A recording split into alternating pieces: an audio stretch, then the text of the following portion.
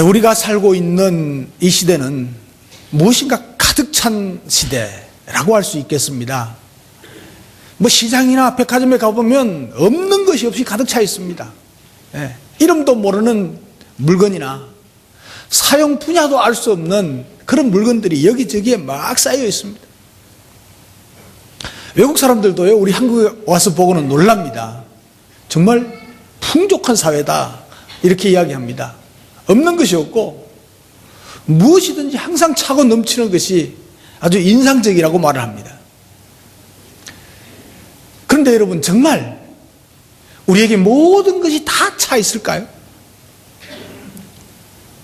자세히 좀 깊이 보면요, 꼭 필요한 것은 텅 비어 있습니다. 아니, 더 많이 비어져 가고 있습니다.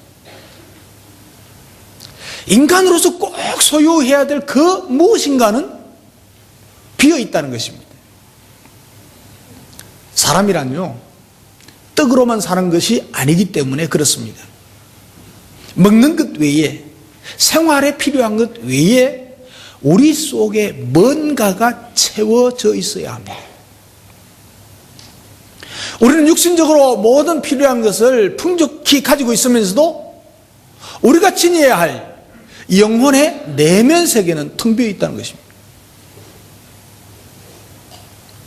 텅 비어 있다는 말은 메말라 있다는 말입니다. 교회 다니는 사람도 비어 있을 수 있습니다. 메말라 있을 수 있습니다. 그래서 사람들은요, 영적인 갈증으로 인해서 목말라 하고 있습니다. 인간으로서 있어야 될 기본 요소가 메말라 버렸다는 것입니다. 이것은 우리가 채우려고 해도 스스로 채울 수가 없습니다. 우리가 채우려고 막 노력할수록 인간적으로 노력하면 더 꼬이고 뒤틀려져 버립니다. 뜻대로 안 되니까 원망과 불평들이 우리에게서 막 쏟아져 나옵니다. 여러분, 이런 시대를 살면서 우리는 어떻게 해야 될까? 이런 영적인 갈등을 느끼면서 우리는 무엇을 해야 이 영적 갈등이 해소가 될까? 어떻게 하면 내 속에서 말라버린 영혼을 시원하게 할 수 있을까? 고민하게 되지 않습니까? 하나님은요, 성경을 통해서 메말라버린 우리의 영혼을 시원하게 하고 가득하게 채워주실 것이라고 말씀하고 있습니다. 이제 우리는 모든 것으로 충족시켜 주시는 하나님께로 나와야 된다는 거예요. 갈증의 이 환경과 이 시간들을 벗어나서 그분 앞에 나가야 되는 거예요. 사막의 신기루가 아닌 오아시스로, 마라의 쓴물이 아닌 엘림의 샘물이 되시는 여호와 하나님께로 나와야 된다. 그러면 하나님이 책임져 주신다고 본문은 말하고 있습니다. 그런데 사람들은요, 엉뚱한 데서 이것을 채우려고 노력을 합니다. 예를 들면요, 정서적인 안정을 얻기 위해서 막 노력합니다. 그래서 TV를 통해서, 라디오를 통해서, 신문을 통해서, 다른 여러 가지 책을 통해서, 서적을 통해서 볼 것도 많고 들을 것도 많고 배울 것도 많습니다. 그런데도 불구하고 현대인들은 과거의 어느 때보다도 정서적으로 더 불안한 시대가 되어버렸습니다. 우울증이 더 많아집니다. 그래서 여러분, 마음의 여유가 있으면 오히려 더 조급해집니다. 여유를 모릅니다. 이제는 느긋하게 살 수 있는 시대가 아닌 것 같아요. 느긋하게 살아가면요, 막 속이 상하는, 졸갑증이 나는 시대가 되어버렸습니다. 특별히 한국은 그런 것 같아요. 아무것도 모르는, 아무것도 없었던, 전부가 모두가 부족했던 우리 어린 시절과는 또 다른 것 같아요. 그때의 어린 시절에 부족했던 그 시기에 살았던 것보다 지금 많은 것을 알고 많은 것이 있고 모든 것이 풍족하고 먹는 것도 풍족하고, 그런데 불만을 느끼고 있어요.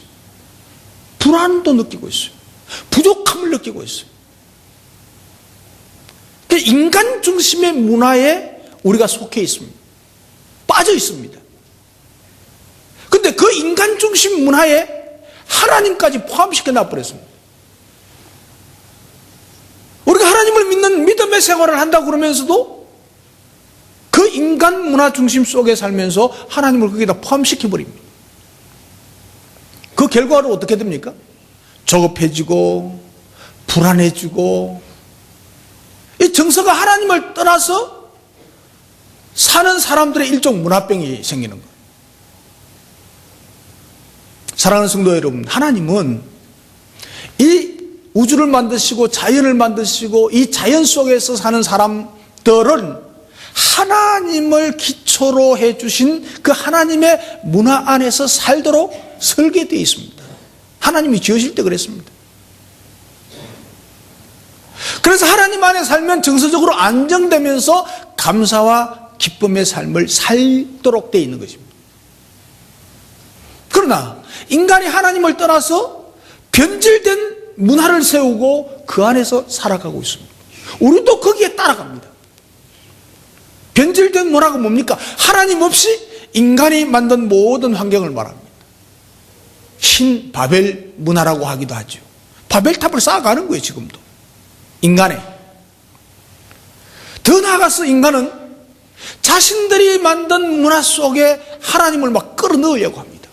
예? 그래서 타락한 인간의 생각과 이론과 문화 속에 하나님을 소속시켜가지고 인간이 주권을 가진 주인이 되는 것을 시도하고 있는 것입니다. 여러분, 우리의 신앙생활에, 나의 신앙생활에 하나님이 주인입니까? 내가 주인입니까? 한번 생각해 봐야 돼요. 말이 사 뭐 그렇지, 하나님 중심이지. 실제 삶을 한번 점검해 보시라고. 그래서 인간이 만든 평화의 안정 속에서 정서를 누리려면 이 타락된 문화 속에 살아갖고는 안 된단 말이죠. 거기에서 누려봐야 누림이 없어요. 우리 마음속에 참된 기쁨과 만족을 얻지 못합니다. 결국에는 정서적인 불안정으로 인해서 정신적으로 더 병들어가게 되어 있습니다. 세상 문화의 중심으로 살아가면. 그러나 우리가 분명히 또 알아야 될 것은 하나님 없이는 진정한 문화를 이룰 수가 없는 것입니다. 가짜 문화예요. 또 사람들이 어떤 노력을 하는가 하니까 사랑을 받기 위해서 끊임없이 온갖 노력을 하고 있습니다. 사랑받기 위해서. 여러분, 진정한 사랑이란 하나님의 형상에 속한 아름답고 고귀한 하나님의 선물입니다. 사람은요, 하나님의 선물들을 누리면서 서로 그 하나님의 사랑을 나누어 줄 것을 명령하고 있습니다. 말씀하고 있습니다. 그러나 타락된 인간의 본성은 하나님이 인간에게 주신 고귀한 이 사랑의 선물을 망가뜨립니다. 그래서 인간의 사랑, 지금 사람들이 말하는 이 사랑은 계산된 이익에 의해서 진행돼 버리게 되어 있습니다. 사랑이 계산된 이익에 의해서 진행됩니다. 교회 안에서도요, 사랑이라고 하면서 계산이 다 깔려 있어. 자기 계산에 안 맞으면 아니야, 이게. 그건 영적이지 않습니다. 그리고 모두가 다 경쟁자로 생각해요. 그 때문에 여기에는 이 사랑의 경쟁자에는 형제도 없습니다. 친구도 없습니다. 진정한 우정도요, 사랑도 없는 것입니다, 사실. 그래서 사랑이란 말은요, 시나 노래에 나오는 가사의 일부분일 뿐입니다. 우리 노래 보면 사랑 안 들어가는 노래가 없잖아요. 얼마나 달콤해요. 근데 얼마간 갑니까, 그게. 잠깐이 잠깐. 그러니까 진정한 사랑은 현실 속에서 찾아보기가 힘들게 된 세상이라. 왜 그렇습니까? 사람들은 사랑을 나누어 주기보다는 서로 받기만을 원하고 있습니다. 내가 받기를 원하고 있는 거예요, 사랑을 지금. 그래서 내가 이 사랑을 소유하고 취하기를 원하는 것입니다. 그렇기 때문에 이기적인 관계가 형성되는 거예요. 예? 목장 안에서도 그럴 수 있어요. 교회 안에서도 그럴 수 있어요. 사랑받기 위해서 막 노력하는데 내가 주기보다는 받는 것이 목적이야, 지금. 받는 것이. 그러니까 이기적인 관계가 되는 거죠. 하나님이 주신 아가페적인 사랑의 모습은 이제 찾아보기가 힘들어졌습니다. 모두가 육신적인 사랑에만 매여가지고 살아가는 이기적인 신앙생활, 이기적인 사랑으로 전락해버리는 것입니다. 사람들은요, 오염되지 않는 물을 마시기 위해서 열심히 찾고 있습니다. 수돗물은요, 소독약 때문에 오히려 오염되어 있습니다. 요즘 나아졌지만, 또 멀리 가서 약수를 찾아가지고 산에 가서 마셔도 대장균이 덕실거린답니다. 믿을 수가 없어요. 돈을 주고 사먹는 물도 정말로 깨끗한 물인지 의심이 가지 않습니까? 사람의 몸은요, 72%가 물로 되어 있기 때문에 물 없이는 살 수가 없습니다. 그래서 인류 역사는 물을 중심으로 이루어졌습니다. 에덴 동산에도 4강이 흐르고 있었습니다. 또 족장시대에도 보면 샘물 때문에 서로 전쟁도 했습니다. 아브람과 롯도 따지고 보면 물 때문에 갈라서게 된 거 아닙니까? 또 세계의 역사를 보면요, 모두가 물이 흐르는 강을 중심으로 이루어진 것을 알 수가 있습니다. 한국은 한강을 중심으로, 중국은 양쯔강을 중심으로, 애굽은 나일강을 중심으로, 또한 울산은 태화강을 중심으로. 어떤 문화든지 강을 중심으로 이루어진 것을 볼 수가 있습니다. 물은 그만큼 소중하다는 거예요. 그런데 이렇게 소중한 물들이 이제는 오염되어버린 시대에 우리가 살고 있다는 말이에요. 영적인 세계도 그렇다는 말입니다. 영적으로 오염된 이 시대를 우리는 살고 있습니다. 그런데 오염되지 않은 영적 샘물 근원이 있다는 것을 오늘 성경 말씀이 말씀해 주고 있습니다. 오늘 본문에 보면 샘물 근원으로 인도하신다. 샘물 근원으로 인도하신다. 오늘 본문 10절에 보면 그들이 줄이거나 목마르지 아니할 것이며 더위와 볕이 그들을 상하지 아니하리니 이는 그들을 긍휼히 여기는 네가 하나님이 그들을 이끌어 주신단 말이에요. 어디로 이끌어 주시냐? 샘물 근원으로 이끌어 주시고 인도해 주신다는 말씀입니다. 다시 말하면 영적인 샘물 근원이 있고 그곳으로 하나님이 인도하신다는 말씀입니다. 그래서 오늘 설교 제목을요, 샘물 근원에서 삽시다 그랬습니다. 옆 사람 보고 샘물 근원에서 삽시다. 조금 구체적으로 말하면 영적 샘물 근원에서 살자는 거예요. 영적인 샘물 근원에서 살자. 그럼 우리가 이게 영적인 샘물 근원에서 살려면 어떻게 해야 되는가? 하나님께로 돌아와야 합니다. 하나님께로 돌아와야 합니다. 자, 옆 사람 보고 하나님께로 돌아가십시다. 한 번 더요. 뒷사람 보고도 하나님께로 돌아가야 돼요. 자, 여러분, 나무는요 뿌리가 깊어야 가뭄에도 견뎌냅니다. 샘은요 깊어야 비가 오지 않아도 물이 계속 샘이 솟아납니다. 이같이 우리의 영혼도 하나님께 깊숙하게 속해야 돼요. 그냥 겉으로 주일날 한 번만 안녕하세요 하고 인사하고 가는 게 아니고, 그래야만 하나님의 은혜를 날마다 받게 되고 죄악에 물들지 않게 되고 온전한 모습으로 살아갈 수가 있는 것입니다. 우리가 하나님께 속해서 영적 샘물 근원에서 살려면 하나님 앞에 나와서 잃어버린 우리의 모습을 회복해야 돼요. 그것이 하나님께 돌아오는 거예요. 그럼 어떻게 하면 하나님께로 돌아올 수 있는가? 여러분, 복잡하게 생각하지 마십시오. 굉장히 간단합니다. 진리는 알고 보면 간단한 겁니다. 하나님께로 돌아오는 방법 간단합니다. 인간이 생각하고 원하는 반대 방향으로 하면 됩니다. 간단하잖아요. 내 육신이 원하고 내 세상적인 생각이 원하는 반대로 하면 돼요. 그러면요, 교회 가기 싫을 때가 있잖아요. 그럴 때 교회 가면 돼요. 교회 가기 막 싫잖아요. 그럴 때 교회 오면 돼. 기도하기 싫어질 때가 있잖아요. 그죠? 기도하면 뭐 안 오고 싶고, 막. 기도가 귀찮아지고, 아이고, 뭐. 그럴 때 기도하는 거야, 그럴 때.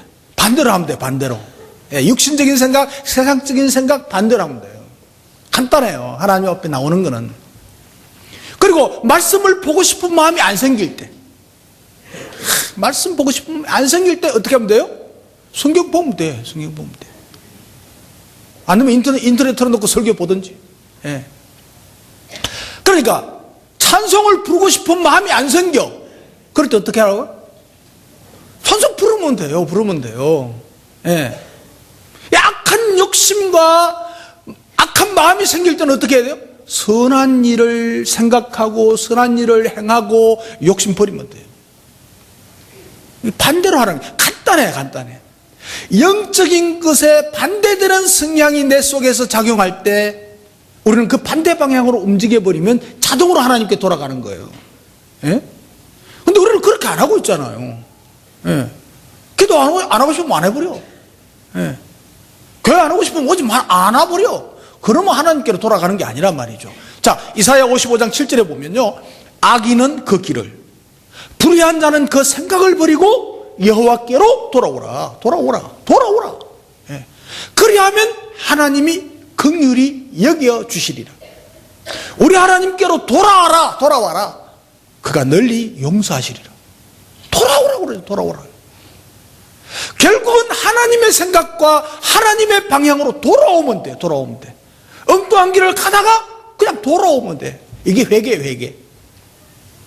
여기서 돌아온다는 말은요, 마음이 하나님께로 돌아오는 거예요. 내 마음이 세상으로 향할 때, 내 마음이 영적인 것이 아닐 때, 내 마음이 세상적으로 향할 때 하나님께 내 마음을 드리면 돼요.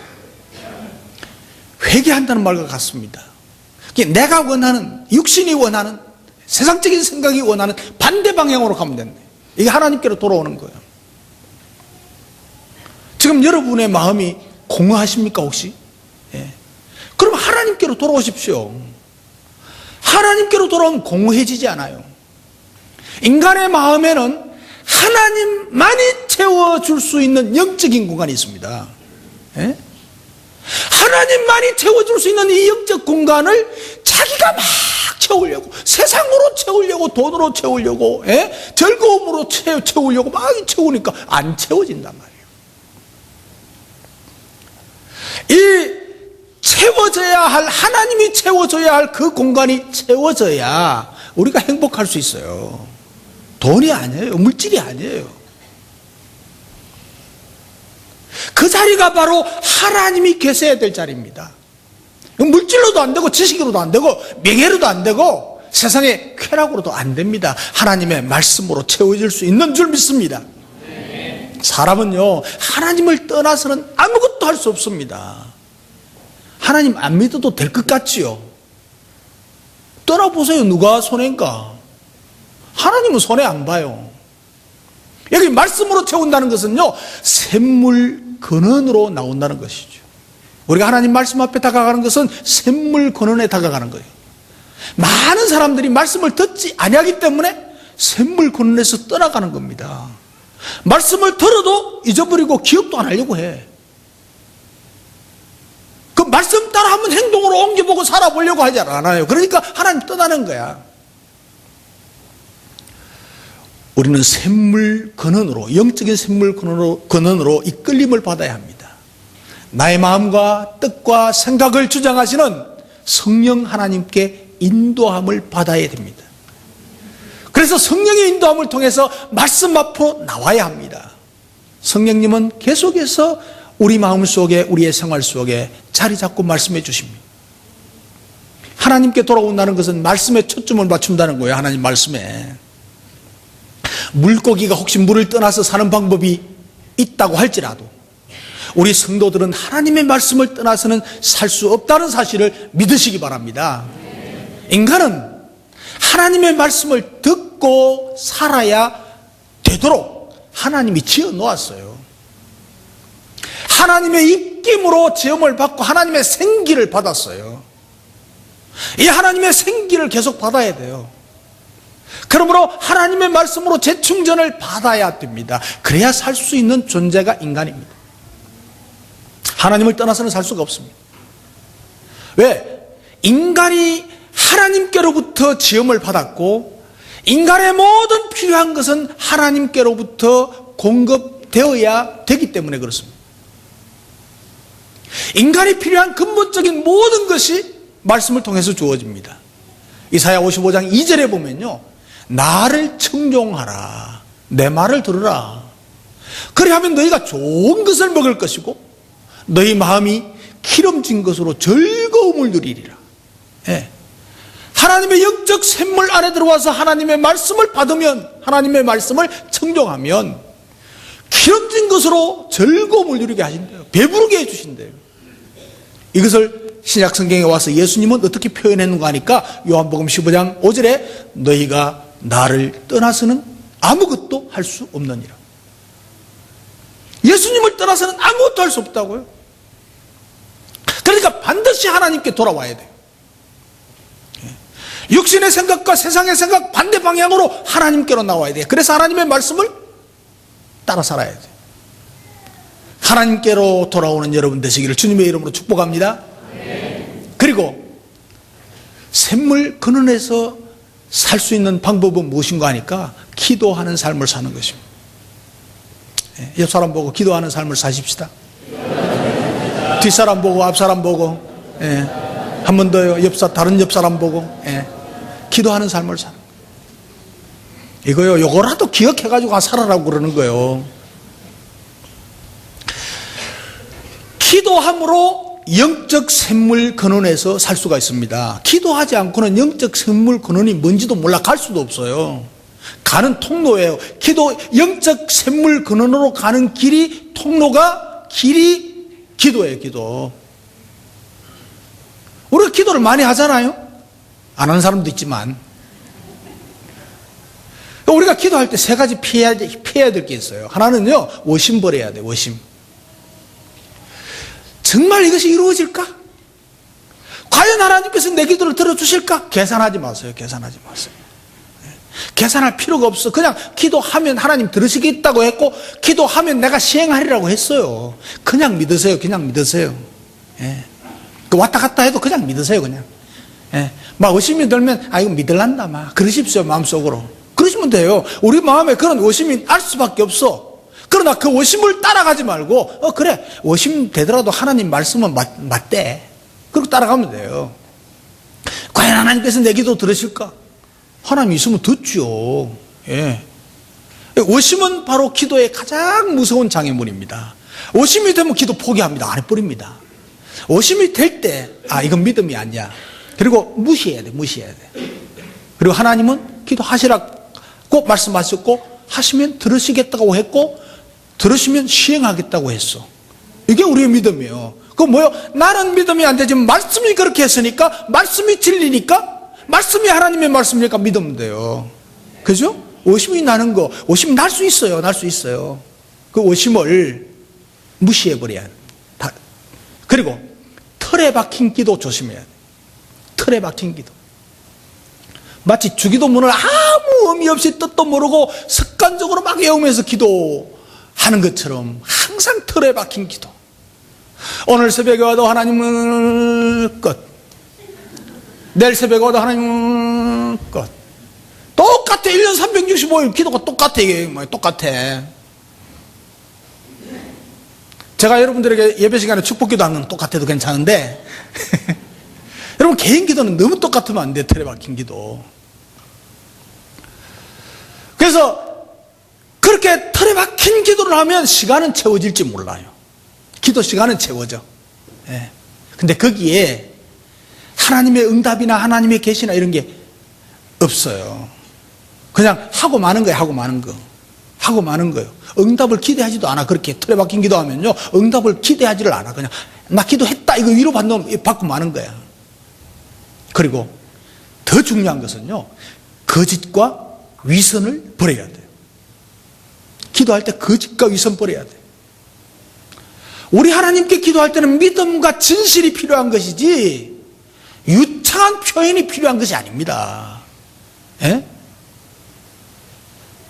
여러분, 남이 보게 하기 위해서 새벽 기도하고 남이 보게 하기 위해서 기도하는 것은 위선이 될 수가 있어요. 가식이 될 수가 있어요. 진짜가 아닐 수가 있어요. 조심하셔야 돼요. 형식도 그렇게 필요가 없습니다. 그렇게 중요한 게 아닙니다. 우리는요, 어디에 관심이 있는 거 하니까 남들에게 기도 잘한다는 말을 듣기를 좋아합니다. 예? 남들에게 기도 많이 한다는 소리를 듣기를 원합니다. 뭐예요? 인간적이잖아요. 이게 형식이에요. 가식이에요. 그렇게 중요하지 않다니까. 유창하게 안 해도 말 떠듬거려도 괜찮아요. 대표기도 할 때 떠듬거리는 거 신경 쓰지 마세요. 떠듬거릴 수 있죠. 뭐, 예. 당황해도 그럴 수 있고, 안 해봤으니까 그럴 수도 있고, 해봐도 어떤 때는 혀가 안 돌아갈 때가 있어. 제가 설교를 해도 어떤 때는 혀가 안 돌아가. 희한해. 왜 혀가 안 돌아가지? 해인가 혀인가 모르지만. 그러나 여러분, 여기서 중요한 것은 뭐냐면, 기도가 응답되느냐, 안 되느냐가 중요한 겁니다. 하나님이 응답하시는 기도는요, 한마디를 해도 내가 이것을 전심으로 하느냐, 진심으로 하느냐, 아니냐를 생각하고 믿음으로 하는 겁니다. 예. 한마디 기도해놓고 한 5분 쉬다가 한마디 해도 괜찮아요. 문제될 거 하나도 없어요. 왜 내가 기도 줄줄줄 안 나올까? 염려할 거 하나도 없다니까요. 많이 말한다고 되는 게 아니라고 성경은 했잖아요. 그리고 여러분, 기도의 삶을 산다는 것은요, 말로만 하는 기도를 의미하는 것이 아닙니다. 시간 정해놓고 말로만 때우는 그 기도를 의미하는 것이 아닙니다. 예, 삶으로 기도하는 것이 중요하다는 말이에요. 새벽 기도하고 끝났어. 기도 안 해, 하루 종일. 큐티 갱거리 시간 하고 기도 안 해. 하루 종일 기도 안 해. 그거는 기도 안 하는 거예요. 그 기도가 형식적이라는 거예요. 새벽 기도했으면 그때부터 기도가 시작되는 거예요. 하루 종일 기도가 시작되는 거예요. 잘 때까지. 큐티도 마찬가지예요. 여러분, 기도하는데 자꾸 어떤 형식과 시간에 이렇게 너무 우리가 전에 그거 무시하라는 거 아닙니다. 그건 해야 됩니다. 그게 기본이 돼야 다른 게 할 수가 있습니다. 저는요, 요즘요, 기도하는 시간이요, 상상도 못하게 많아졌습니다. 왜냐하면 저의 삶이 기도가 돼버렸어요. 예. 종일 살면서 기도가 돼요. 희한하게 돼요. 전에는 솔직히 말해서 안 됐어요. 예. 근데 제가 외국 가서도요, 혼자 산책길을 혼자 갔어요. 다른 사람 안 되고 그냥 혼자 갔다 올게. 혼자 가면 이게 기도가 되는 기라. 오, 하나님이라고 감사합니다. 그리고 하나님 이거는요, 저거는요, 막 기도가 되는 거예요, 이게. 이야기가 되는 거예요, 이게. 그러면서 혼자 있어도 자다가도 깨가지고, 하나님, 기도하고요. 예. 야, 이거 희한하게 이게 삶이 진짜 기도로 연결되는 것을 제가 요즘 깊이 체험을 합니다.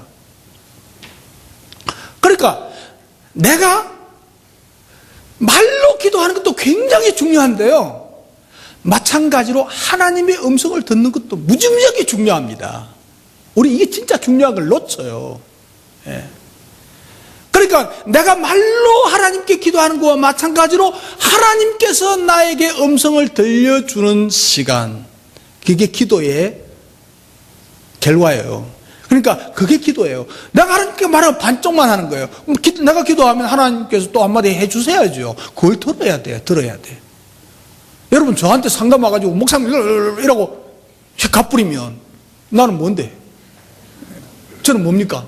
그럼 내 이야기는 한마디 들어줘야죠. 하나님 그걸 원하시는 거예요. 근데 말이죠, 이게 기도가 삶으로 연결되어지면요, 순간순간 하나님이 깨닫게 해주세요. 뭐 신비한 것을 본다는 게 아니에요. 볼 수도 있어요. 뭐 들을 수도 있고 하지만 저는 다 경막하고 있어요. 그런데 이게 이것이 영적인 삶이구나 하는 것을 깨닫습니다. 영적 샘물 근원에서 사는 것을 깨닫고 있습니다. 지금 굉장히 중요합니다.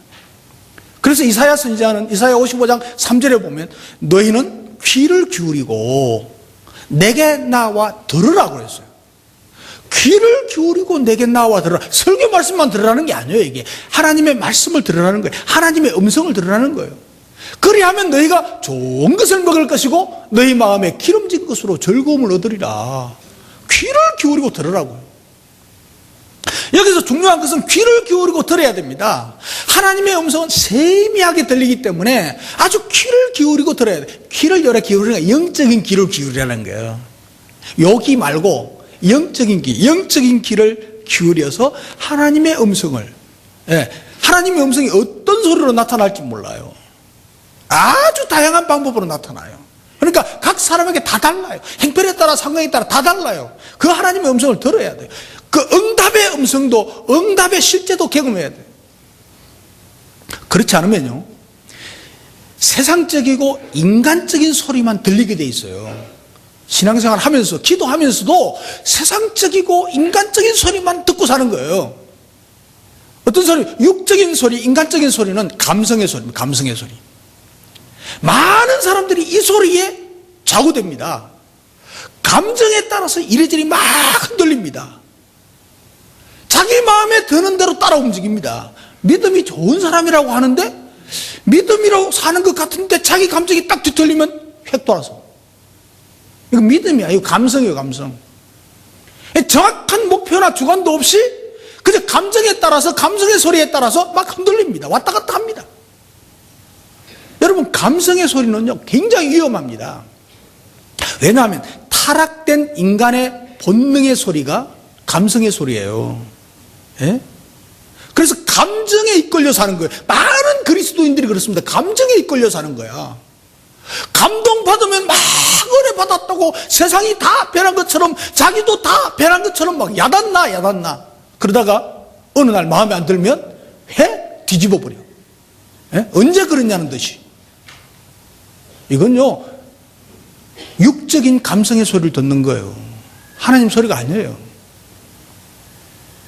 그리고 육적인 이 소리는 말이죠, 이성의 소리, 이성의 소리. 지성과 지식으로 판단하는 거예요. 예? 자기의 지적 수준이 모든 것을 판단하는 척도가 되는 거예요.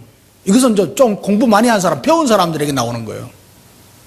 자신이 알고 있는 지식의 수준이나 논리적으로 이해가 안 되면 수용하지 못하는 거예요. 안 믿는 거예요. 못 믿는 거예요. 그래서 자신의 지식 수준을 벗어나지를 못합니다. 이렇게 되면 하나님을 제대로 알 수도 없고 이해할 수도 없습니다. 여러분, 알아봐야 뭘 얼마나 압니까? 예? 우리가 안다고 내놓을 만한 게 뭐 있습니까? 저도 없어요. 영적인 소리 들어요. 영적인 소리는 하나님의 음성입니다. 우리 이 소리 들어야 돼요. 이 소리는 양심의 소리라고 할 수도 있어요. 근데 좀 더 정확하게 말하면 신앙 양심의 소리라고 할 수 있어요. 신앙 양심의 소리. 여러분, 인간의 양심은요, 이미 변질된 것이기 때문에 양심을 믿으면 안 돼요. 신앙으로 거듭나고 회복되고 하나님께로 돌아온 후에 신앙 양심, 영적 양심이에요. 그 회복된 신앙 양심으로 하나님의 음성을 들어야 됩니다. 뿐만 아니고 기도의 삶을 통해서 하나님의 음성 듣는 겁니다. 여러분, 하나님의 음성은 어떻게 나타납니까? 성경 말씀으로도 나타납니다. 설교 말씀이 다시 생각나기도 합니다. 그리고 믿음으로 나타납니다. 예. 특별한 경우에는 특별한 방법, 여러 가지 방법들을 주십니다. 이것은 다 신비한 방법을 다 강구하라는 것은 아닙니다. 그러나 때를 따라 필요하면 주신단 말이에요. 이것들을 우리가 경험을 해야 돼요. 제일 중요한 것은 뭐가 안 보이고 안 들리고 하더라도 우리가 기도한 것은 하나님이 응답해 주셨다, 하나님이 응답해 주신다 하는 것을 깨달아야 돼. 깨달아야 돼요. 여러분, 신앙생활 하면서 오래 했으면서 지금까지 하면서 내가 기도한 건 하나님이 이렇게 응답해 주셨다는 확신이 없으면 기도 엉터리로 한 거예요. 하나님께 다시 나와야 돼요. 하나님은 우리의 기도를 들으세요. 능력과 기적을 베푸는 하나님이심을 믿으시기 바랍니다. 이것을 경험해야 돼. 이거 경험이 없으니까 간증하라고는 간증할 사람이 없어. 뭐예요? 여러분, 우리는 성령으로 거듭났습니다. 예수 그리스도를 믿음으로 동시에 성령을 받았습니다. 믿습니까? 우리에게는 성령이 함께 하십니다. 그러나 그것만으로서는 부족합니다. 우리가 중생했고 거듭났고 구원받은 것으로만은 부족합니다. 구원은 받을 수 있겠죠. 그러나 하나님의 그 사랑과 하나님의 엄청난 놀라우심과 능력과 기적과 하나님의 은혜와 만족과 기쁨과 풍요로움을 못 누리고 산단 말이에요. 그럼 그게 신앙생활이라고 할 수가 있습니까? 예. 내가 구원받았어. 성령님이 나와 함께 하셔. 그런데 내가 그런 기분을 하나도 못 누리고 살아가. 신앙생활이 얼마나 손해입니까? 예? 엄청난 손해를 보고 있으면서도 계산도 못해. 손해 보는 줄도 몰라. 당연한 것처럼 착각을 하고 살아요. 사랑하는 성도 여러분, 기도하는 삶을 통해서 하나님께 구하고 하나님의 음성을 들어야 합니다. 응답을 경험해야 됩니다. 영적 샘물 근원에서 살게 되려면 우리는 기도해야 됩니다. 나아가야 합니다. 말씀을 맺겠습니다. 우리들은 지금까지 많은 것을 소유했습니다. 그런데도 불구하고 무엇인가 목말라 하고 있습니다. 지식에 목말라 하고, 정서적으로 목말라 하고, 즐거움에 목말라 하고, 사랑에 목말라 하고, 영적 갈증으로 목말라 하고 있습니다. 왜 그럴까요? 왜 그럴까요? 이것은 샘물의 근원이신 하나님의 말씀을 떠나 있기 때문에 그렇습니다. 인간 존재의 근본이신 하나님을 떠나 있기 때문에 그렇습니다. 이제 우리는 하나님께로 돌아와야 합니다. 내 생각에, 육신의 생각에 반대로 하나님의 생각대로 사는 것입니다. 기도하는 삶을 살아서 순간순간을 기도하면서 삶 속에서 하나님의 음성을 듣는 여러분 되시기를 주님의 이름으로 축복합니다. 하나님이 주시는 샘물 근원에서 영혼의 갈증을 해소받을 뿐만 아니고 하나님과 동행하는 저와 여러분들의 삶이 되시기를 주님의 이름으로 축복합니다. 기도하겠습니다.